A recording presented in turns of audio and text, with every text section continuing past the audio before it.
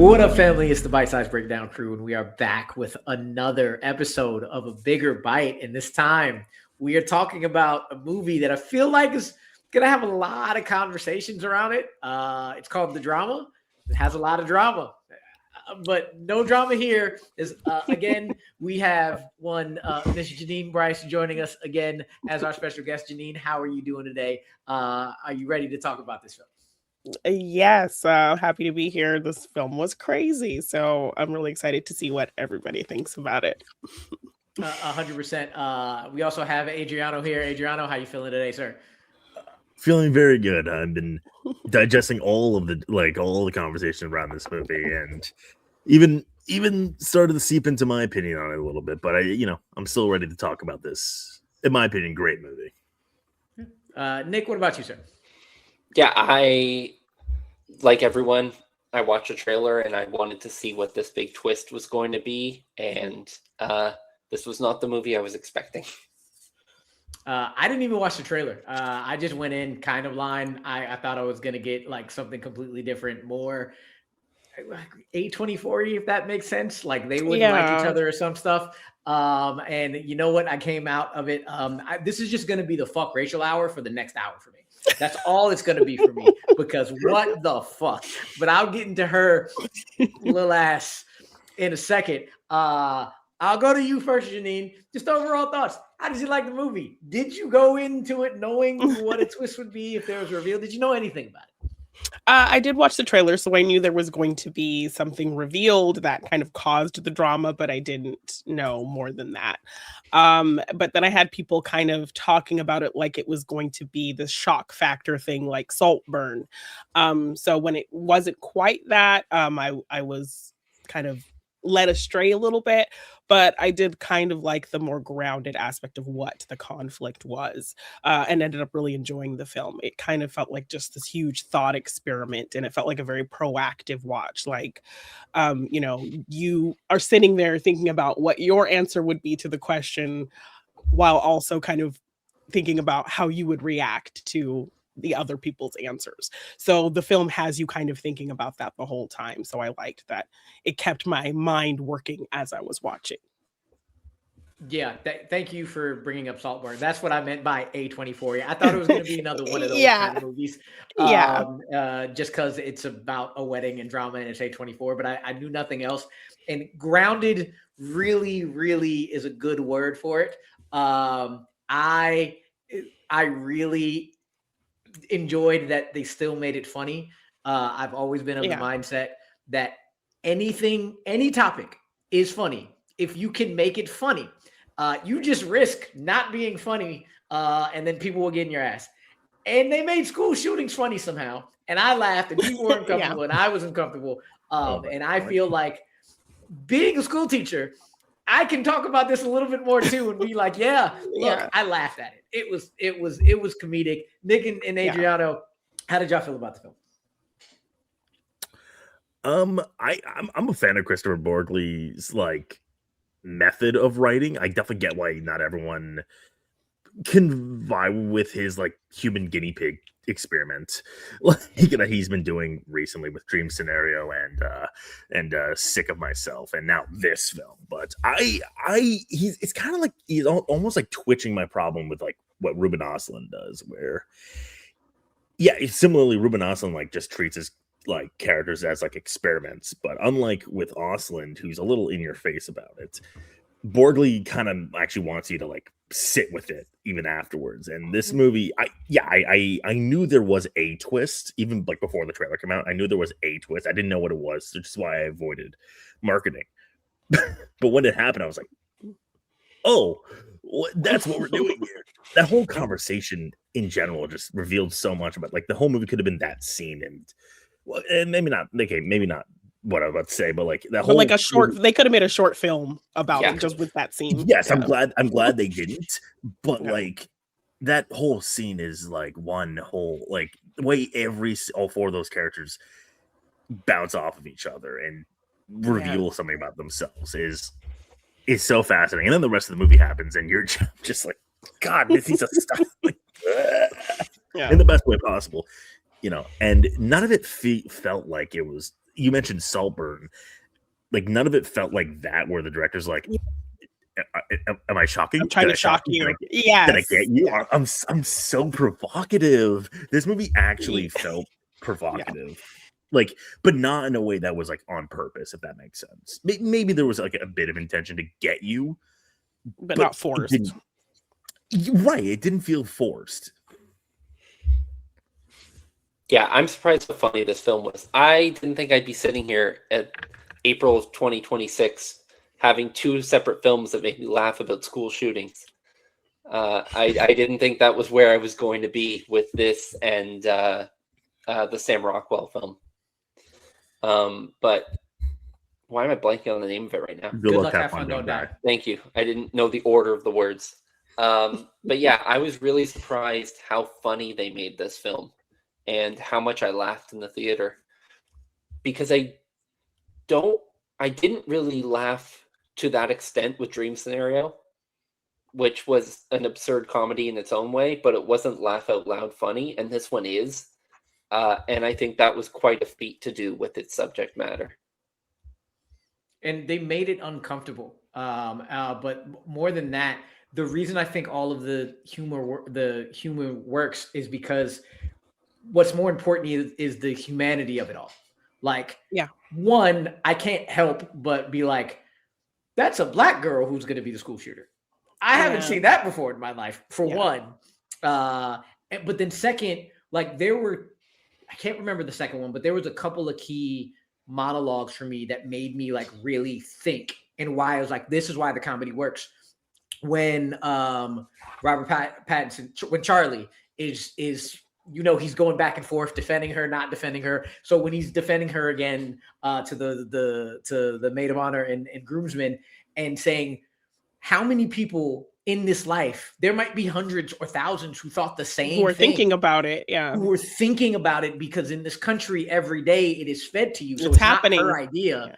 It's happening now. It's not her idea. She didn't make it up. She just saw it and was like, oh yeah, that's the solution. How many different people in your life do you think you might be around somebody, but they didn't follow through with it?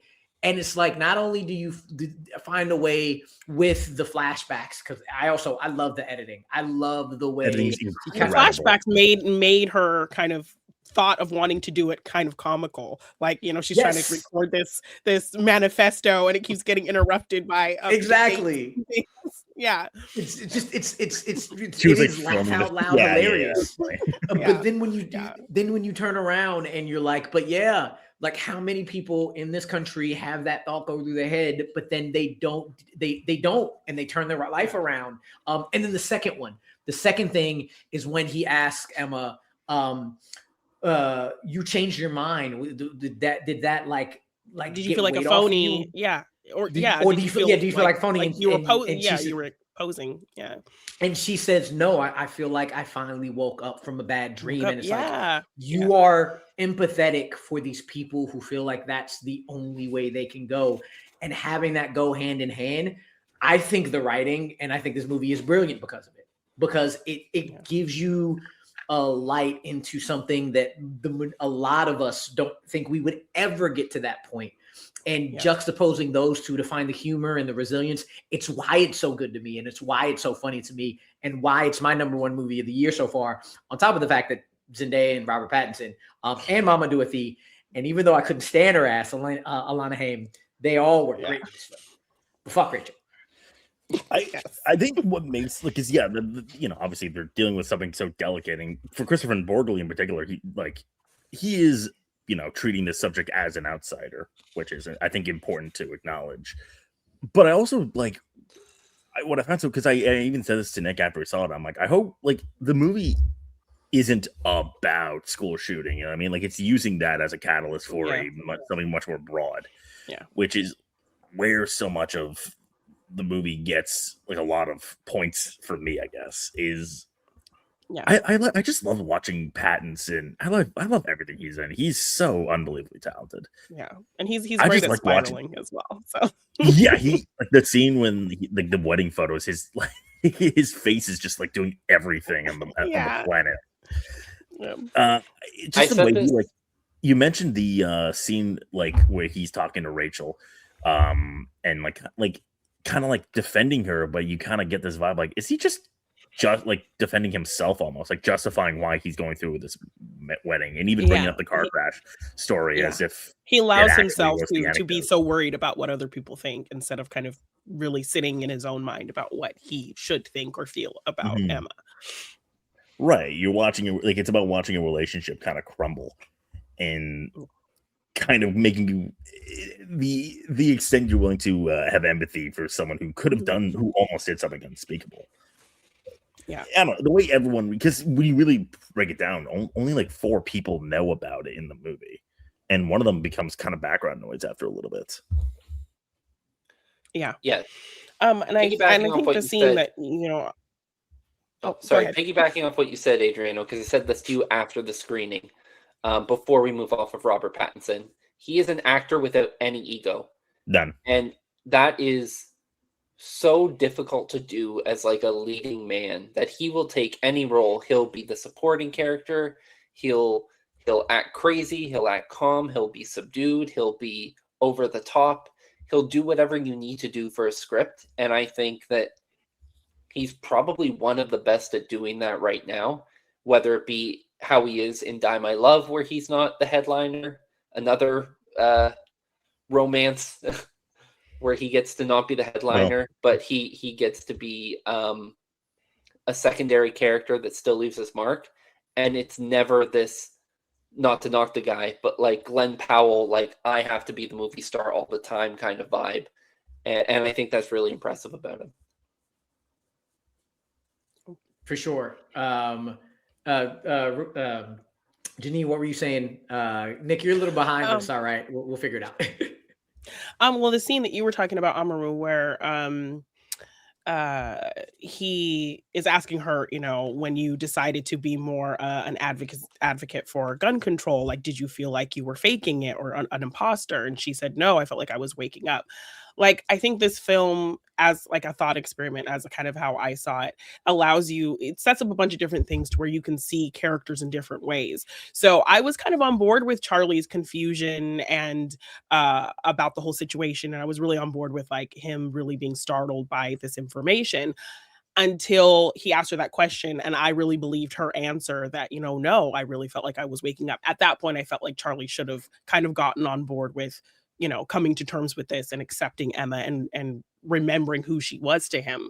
But the fact that he's still struggling with it after that started to make me kind of villainize Charlie post that point. So I like that this film kind of has you shift, who you view as the villain, who you view as kind of the good guy and the bad guy, and who, you are kind of uplifting. I saw somebody kind of immediately judge the Misha character who works with Charlie, Robert Pattinson's character. And then she immediately made another video kind of retracting that judgment and kind of saying that she was blameless in that situation where Charlie comes on to her. So I found it interesting that like there's so many different ways you can view these characters. So I'm kind of interested to see like what you guys think of the Misha character. Like, do you think that she was okay with what happened? Like she ultimately kind of frames, when she gets kind of called out, she frames what Charlie did to her as assault and causes kind of the whole fight. And the person who made the video that I saw, they thought like they were blaming her. And then they immediately were like, well, no, maybe she was kind of blameless in this scenario. So I'm curious to kind of see what other people thought of the Misha character and how she kind of fit into things in that situation. For me, she's blameless in this scenario, but we're introduced to her quickly, but then when we really get to know her, we immediately know she's just a flawed human being, just like everybody else in this film. And her flaws are around sex and sexual relationships and relationships like that. So it doesn't seem out of character for her. And like thinking back to her, my biggest thing was actually she tried to come clean. the biggest thing she did, she tried to come clean. And then she got swept away in framing it like assault and that just goes into like this entire situation is a comedy of errors like crazy. So I could see how that happened.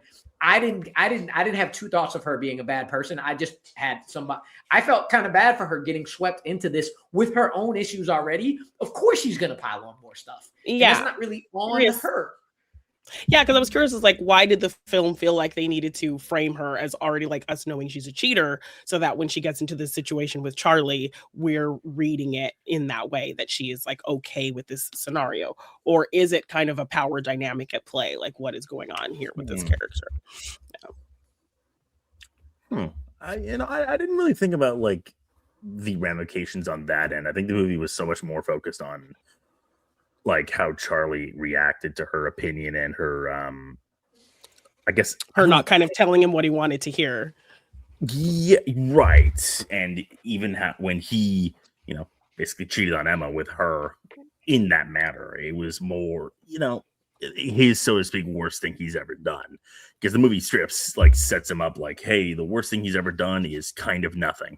And then he goes ahead and does that. Almost, I always found that moment was maybe not like planned out, but almost like subconsciously in his head, in the character's head.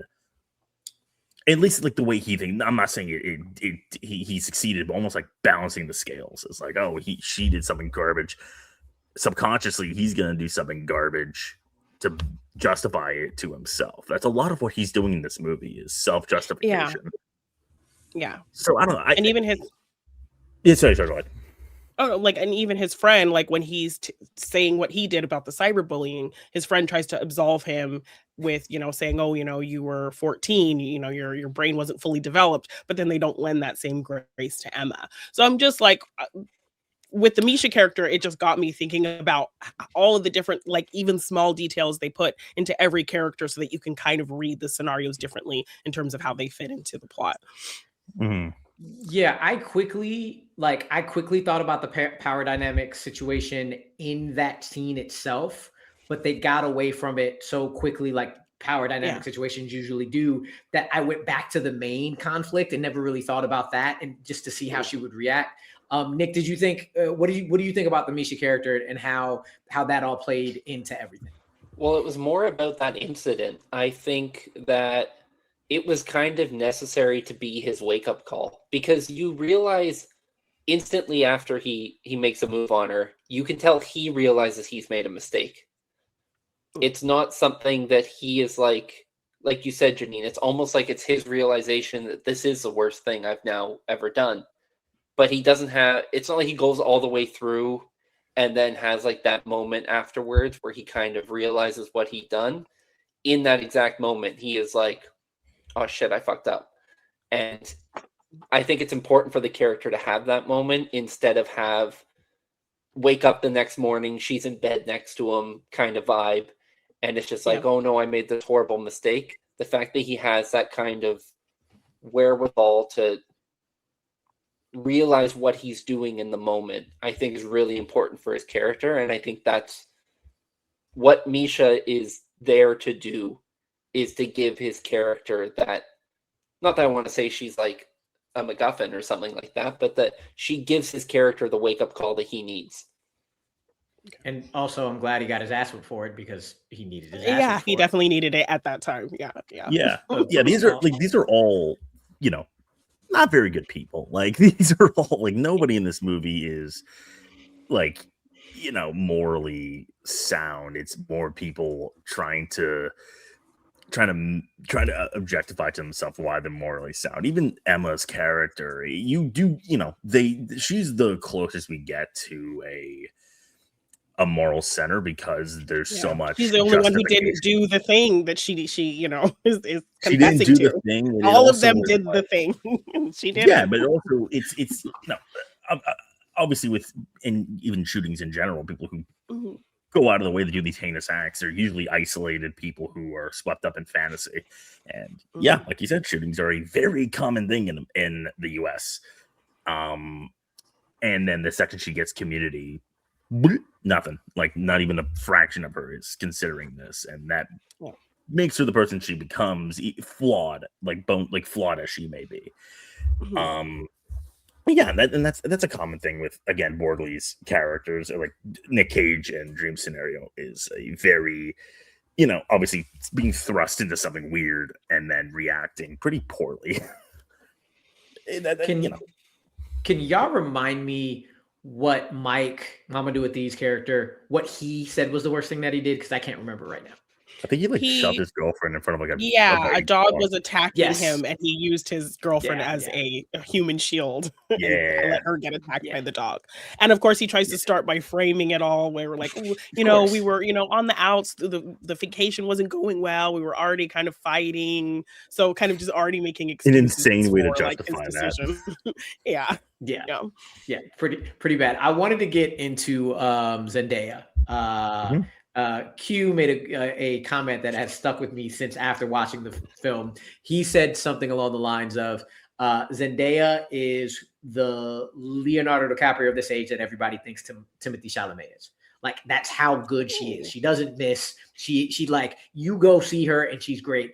And I'm kind of riding that train right now. Like, I don't think I've seen it. I haven't watched Euphoria. Though I don't really want to watch Euphoria, honestly. She's so good, but she's really good in it.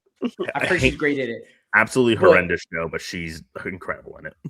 But like, this is just another, like, I've like started looking down her filmography. I was like, she hasn't done many things outside of like Spider-Man and Dune, but like she's starting to, this Challengers, she's starting to show just the huge range she has. And I think she is absolutely the person to carry this kind of role in film. You have to empathize with this woman.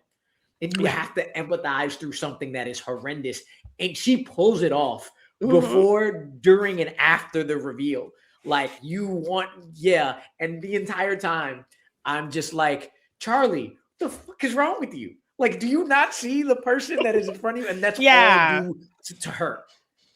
Yeah. Yeah, no, I think she does a great job in the. Oh, sorry, go ahead. No, you can go. No, I think she does a great job in the film. I think she's really kind of quiet in her performance in comparison to Pattinson. Like, she's doing very little, but it feels like a lot. And yeah, it's really interesting how, people immediately villainize her at this table, but we're still kind of on her side throughout the course of the film. And I've seen a lot of people kind of in these discussions about this movie kind of ask, like, what if she were a guy? Like, how would that make you feel about the character? Is it like because of the performance she's giving? Is it because she's a Black woman that you're kind of, able to empathize with her more? And I think it just puts a lot into what her performance was giving, that we really feel for her when everybody's kind of dogpiling on her. But you also understand that there is some accountability, I think, for her to take, because she even lied about, why she's deaf in one ear, because she, held some kind of shame for that. She didn't really tell anybody. She didn't talk to her parents about it. She didn't really, seek any help beyond kind of, finding a new path. But I still think it's something she maybe should have talked to somebody about, because clearly it's something that has affected her life throughout. But all of this is kind of really just played really quietly by Zendaya, and I think she did a really good job of giving us a lot while giving us very little. Yeah, I mean, look, I think Pattinson has been getting the lion's den, probably because like the back half does become his movie, whereas the first half is hers. So I definitely get that. But yeah, like she's incredible. She can do no wrong. I think, like, even as much as I fucking hated Malcolm and Marie, she's pretty fantastic in that too. Yeah, like, I've never seen it, but I always hear people say that wasn't a good movie, but she was good in it. It's genuinely impossible to watch, but she is great. But I enjoyed it. And they both were good. I hated it so much. Nick, how do you feel about Zendaya? Oh, sorry, John. I thought you were done. Go ahead. Just briefly. But yeah, no, she like there's just like almost like this thing with her where you kind of get why she's like casually. I almost did a school shooting. Like, she bring it up like almost casually, and you kind of understand her, like her side of it is like, I don't know, I was a teenager, and you are kind of, and there's like a small part. It's like, okay, yes, but also you did almost do something genuinely heinous, and it's that balancing act that she nails, where she's able to compartmentalize, like she's able to compartmentalize it much better than everyone else is, because it's new information, whereas for her it's something she's carried for years. That's a very hard act to pull out, and maybe she's not contorting her face like Pattinson, but she's able to do a lot of it like with her eyes, which is, I've said it before, one of my favorite type of acting. Yeah, she's also playing it like trying to be drunk as well, I think, in that moment. So, yes. The subtle levels in that scene that she has to play too. It's great. I think she does a really good job in it. And not to take anything away from her performance, but on your point about how I would feel if it was a man, Jeannine, instantly when I was watching this film, I sympathized with her character immediately. And I think she does a really good job of it. But my mind went to the logical sense of, if you knew someone in this situation and they were to get help, what would happen? They would be dissuaded from doing it and not want to do it anymore. So everything you would hope for someone who has these thoughts, she did on her own accord. And I never understood why she was villainized for that, where I know we'll start talking about Rue's favorite character, Rachel, and how people weren't more upset about her worst thing she'd ever done, which is arguably worse than Zendaya's. So, and I think she's lying. And I think she's lying about a lot of her story as well. Yes. Yeah. Which, even with the lies, it's like, you did something like, it's still bad. It's still awful. At least, I mean, I'm obviously not defending Emma, but like, it's definitely like, at least hers was like, A, she didn't do it, but also B, coming from a place of deep hurt. Yours is just, you're a coward. But see, I am defending Emma. And she's even like questioning like Emma's bullying. Like, we kind of cut two examples of how Emma was bullied, and Rachel's like, kind of, that's it. Like, that's what, at that time, drew you to something like that. Yeah. I actually wondered whether or not her bully was going to end up being Rachel. That's how much I couldn't stand her. Like, with that, like, did they grow up together and then they changed because fuck Rachel. Fuck everything about her. Yeah. Shout out to Alana Haim. She did really well. But even before the twist, with all the shade in that opening conversation with her and her other friend, you look really ugly when you cry. I just mean people in general. No, you are. You hate her. Like, are you in love with Charlie? What's going on here? You do not like this thing to say to a woman who's about to get married. It's one. You make your husband. You out your husband with the story he never wanted talked about, and then you were the one who with Glee, and you were the one who wanted to play this game. And then when you hear it, you are doing exactly why people who get bullied are so depressed. You're getting on them for the things that they don't like, and you're not empathizing. And it's like, are you out of your mind? Fuck you. You suck ass. You're using your cousin as a stand-in for your outrage. I love exactly. I gotta ask my cousin if I can go. This is like you outside of your mind, and then the shade, in the speech, and it's just like, oh my gosh, the white woman tears, the Karen tears are ridiculous and hilarious. And I can't stand you. Great performance. Fuck everything about you. Yes, I mean, even the job thing, like, she puts you up for this job. She can't get a hold of you. You are purposefully ignoring her calls. So then when she says, just take her off the job, then she wants to frame it like, she fired me from this thing that I didn't even want to do. Like, that even annoyed me. I'm just like, oh, I'm done with this character. I'm so done. Like, I want her husband to just leave her because, and him just being so passive and like allowing her to kind of be this way and frame things this way. And yeah, that was annoying me too. So, go ahead, Nick. That character made me do two things. One, it made me hate white women, and the other is it made me hate Alana Haim. Like, when I see her in interviews, all I see is Rachel, and I'm just mad at her. Mad, yes. Just mad at her face. I've just turned on her completely, which is a compliment to the performance. Yeah. And I think since we're giving everyone else their moment to shine, there's something about Mamadou Athie that he plays spineless really well. Yes. I've seen him in a lot of different roles where he just has no backbone.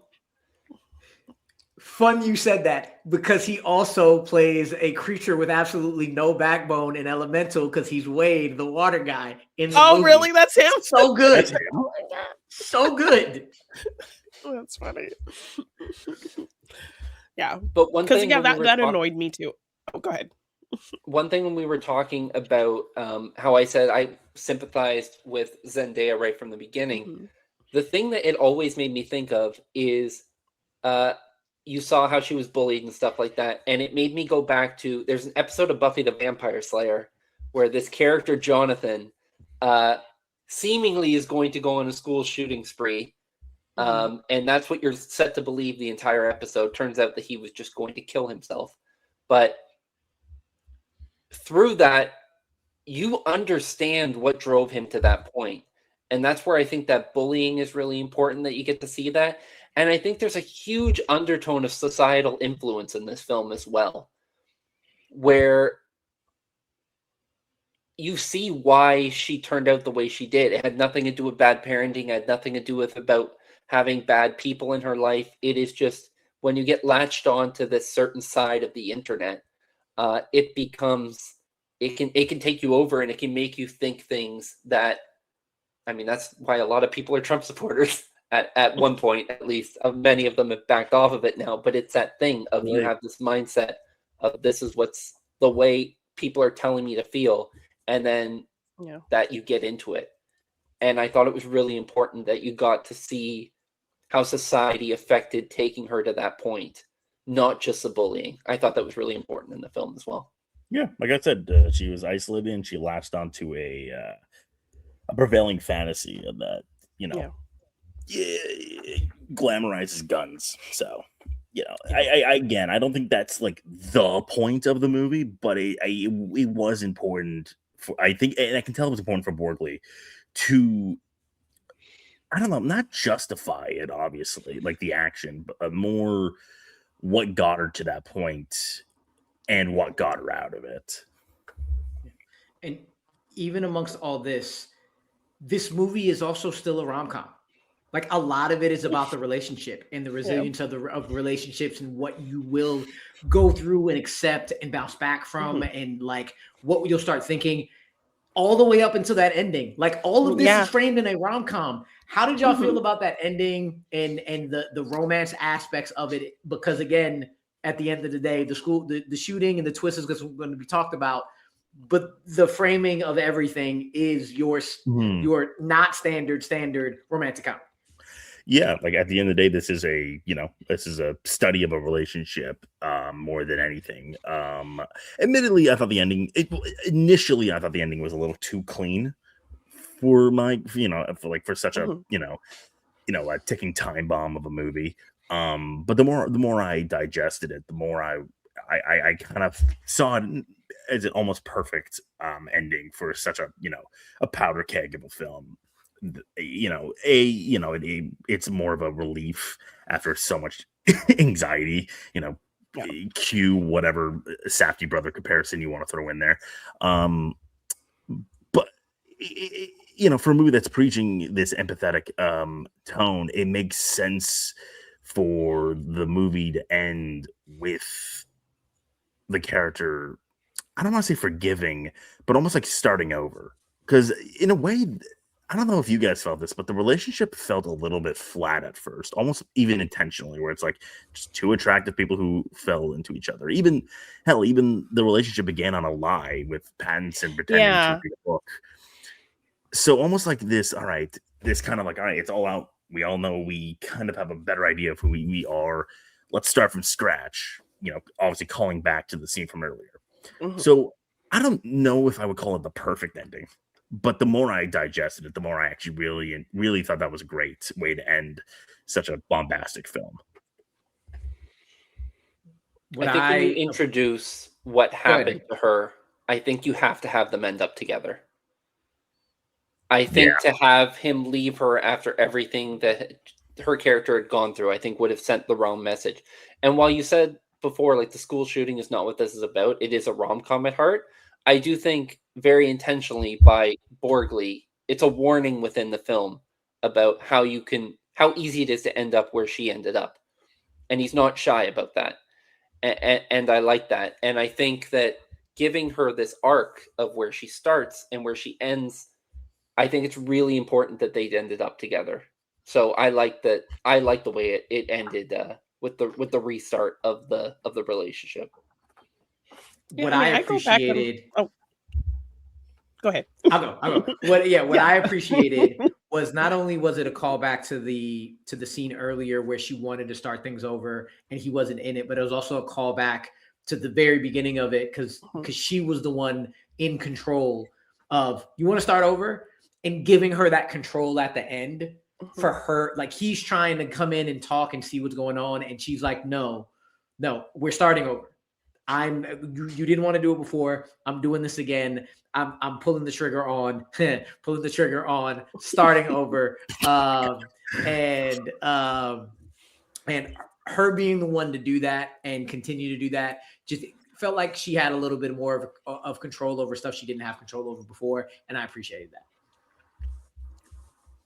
Yeah, I mean, I go back and forth with it.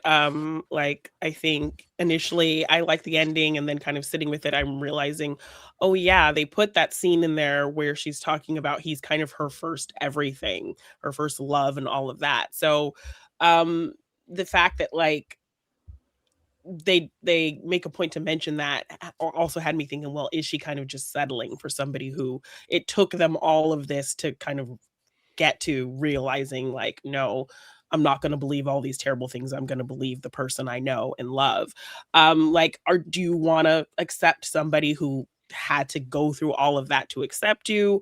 Especially since like this is kind of the first experience you're having with love and relationship, and this is like your first everything. So that was kind of sticking in my mind once I sat with it a little bit. But ultimately, I think it does work because it does play into, calling back to this aspect that's been a thing in their relationship and how they kind of handle issues. And then I think about, yes, I think anybody would kind of react, at least partly how Charlie does.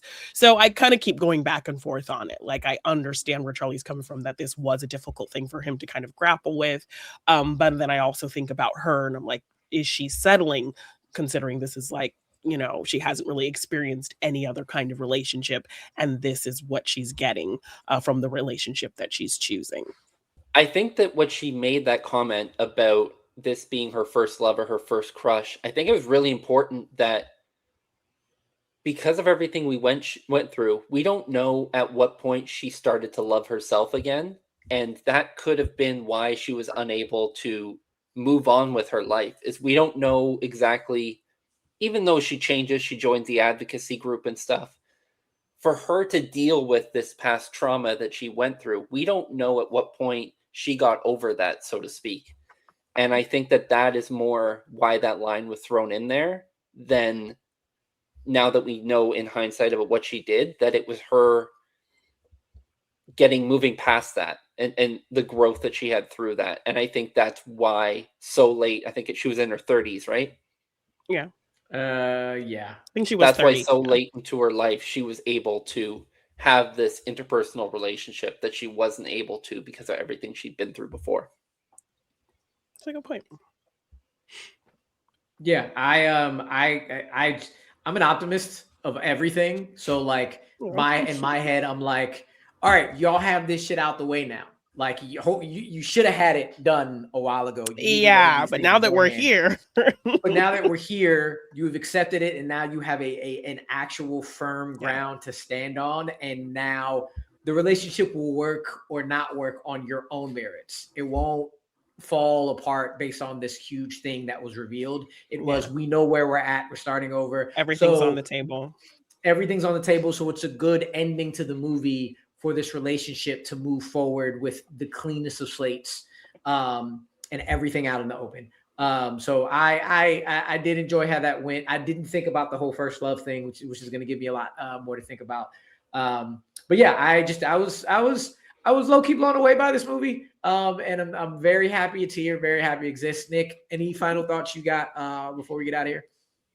Like I said before, I was surprised how funny they could make this and how uncomfortable they could make it at the same time. Yeah. It was one of those watches where I was kind of squirming in my seat as different things were being revealed. And to quote Rue, fuck Rachel. Very much so. Adriano, what about you? You know, I kind of get why Borgli is not like considered on the same level as like other modern, like, I guess, challenging directors like Ducournau or Astor. But I really enjoy how he I really enjoy the way he makes movies and like, or at least writes them. And the drama, I think, is his best film in my opinion, as someone who, as a fan of his. You know, obviously he's got a movie with two modern young movie stars, and he doesn't skip a beat, and with a challenging but like very funny and, in my opinion, insightful film. So I love this movie. I hope it gets another life like I see some other stuff like Eddington getting. Jeannine, take us home. Yeah, like I said, I love how proactive this film is for the viewer. It allows you to really get into thinking about what's happening and how you would react and feel about what's going on in the film, what you would say, what your kind of worst thing is. So you get to kind of put yourself into the story and in thinking about it as you're going through and seeing things play out. So I love a film that, you know, allows the viewer to do that kind of mind work. And yeah, the comedy worked really well. And it felt very much kind of like awkward humor, but it worked in making the film feel incredibly grounded. Great performances. Just really loved the thought experiment of this film. Yeah, and we slightly mentioned it, but again, shout out to Borgli and his editor, because the editing was crazy. It was so good. The flashbacks worked really, really well. The surrealism worked extremely well. And my biggest takeaway is that I'm going to forever love that a picture of Alana Haim at that wedding will now be in the Haters Ball Hall of Fame. Will be used from here to eternity for any time you just hate people for no reason, and hope that it never applies to you. So for Jeannine, for Adriano, and for Nick, we are out of here.